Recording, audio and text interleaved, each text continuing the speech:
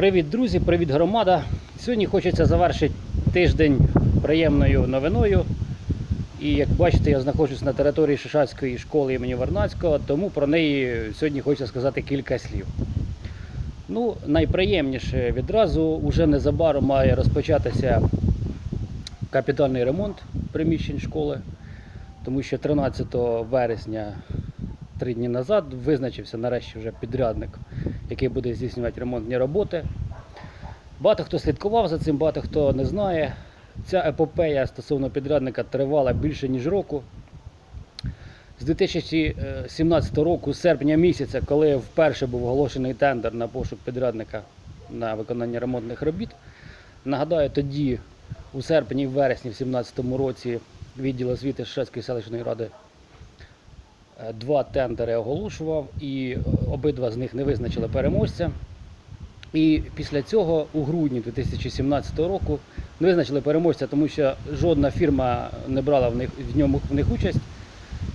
І в грудні 2017 року, за 4 дні до Нового року, селищна рада підписала договір з таким собі товариством БТК «Промбуд». Це таке полтавське підприємство.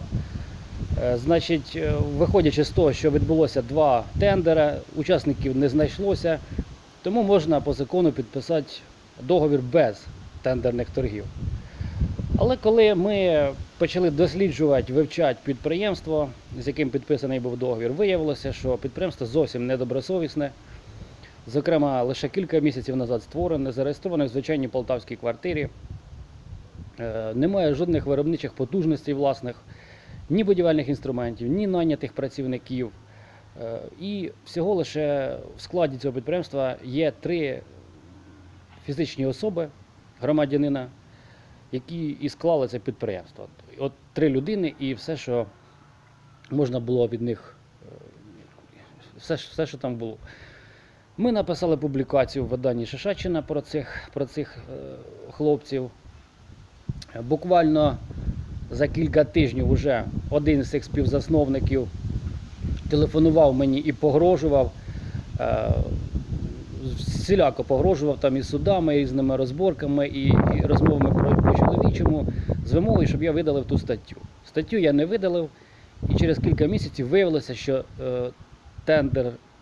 договір з ними був розірваний, і таким чином підприємство усунули від виконання ремонтних робіт. Після цього 3-й тендер уже оголошувало не управління освіти селищної ради, а департамент будівництва, архітектури, містобудування Полтавської обласної адміністрації.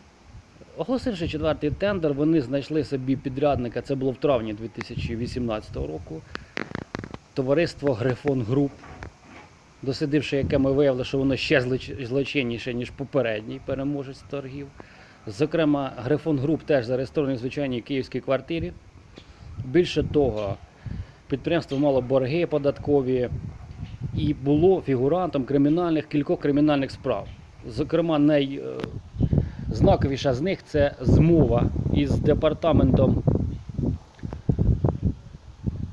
з чиновниками Київської обласної адміністрації, змова, відповідно якої вони виконували ремонтні роботи в одному з навчально-виховних комплексів Київської області. Гроші отримали, а роботи не виконали. Таким чином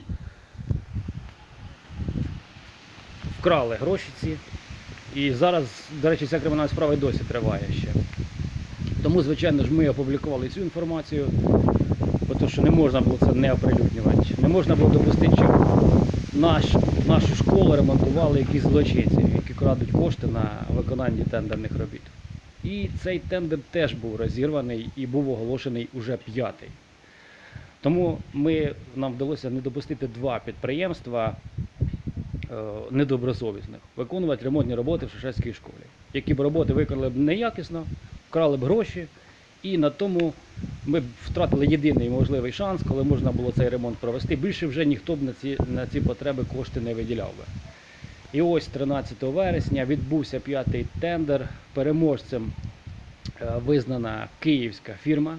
Вона теж доволі молода. Ймовірно, що створена спеціально під тендери, але в крайньому разі за ці 8 місяців, поки вона існує, вона вже встигла виконати кілька ремонтних робіт у Великобачанському районі, жодних судових справ по них немає, відкритих кримінальних проваджень по них немає. Тобто, по крайній мірі, хоча б це не люди, які мають кримінальну історію, займаються цим ремонтом.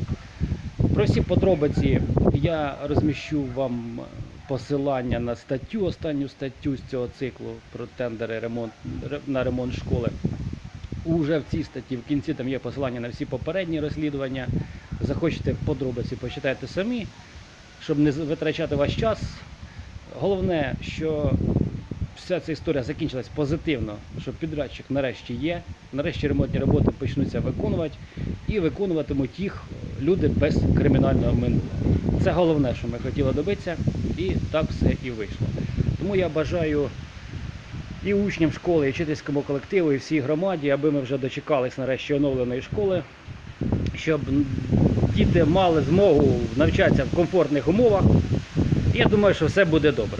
Ну, можливо, трішки підгірчу деяким фігурантам цієї історії той момент, що ми будемо продовжувати контролювати вже хід виконання самих робіт.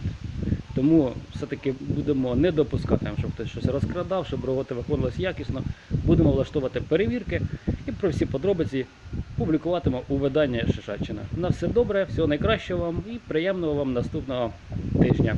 До побачення.